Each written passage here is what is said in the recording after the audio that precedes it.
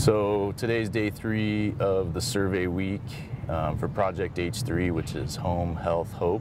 And it's basically an innovative grassroots intervention for the issue of chronic homelessness, where we go out into the streets of targeted business districts and neighborhoods and communities and really comb the streets and try to conduct surveys with people who are living and sleeping on the streets to determine what their medical conditions are.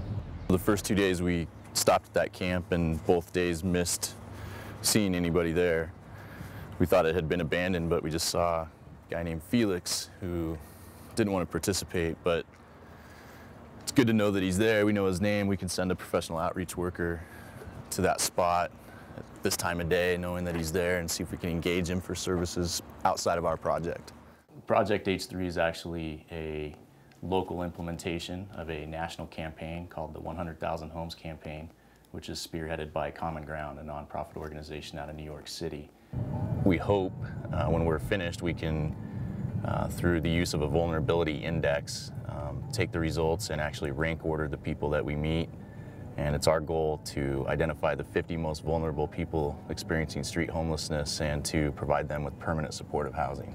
That was the best thing that ever happened to me since I've been here. I mean, it's amazing. People went through the trouble, and they had the honor to bring me, a worthless nothing, back to something where I could make myself better. When you're out there on the streets or in a homeless shelter, I mean, it's difficult to keep a hold of your things. You know, people are always looking to get their hands on things, and it's just, when he finally got into his own apartment, you know, he really just showed a great amount of pride in the space, but also just the fact that he was able to finally use the space to safeguard his medications, and he wouldn't have to worry about losing them or somebody stealing them. And so housing for him is really going to let him start to take care of himself in a way that he can finally start to see some recovery in his life and really improve his quality of life overall. God gave to me, or you guys, through the Lord, have given to me something that is, I can't explain it, it's so fantastic. I mean, I can go and I don't have to keep watching all my stuff. It's always there. I come back and I look around. I don't know, at first I was really suspicious, because I look around and everything's the same. I'm going, well, this must be right. At the same time, we hope to really change systems as well. I think what we found over the course of those 3 days is there were people that we were encountering who have been totally missed by the system. I mean, they're just not getting seen. And so what we're trying to do is engage those people who are totally disenfranchised. And we want to show the systems that we're dealing with, whether it's supportive service systems or housing systems, that these people can succeed.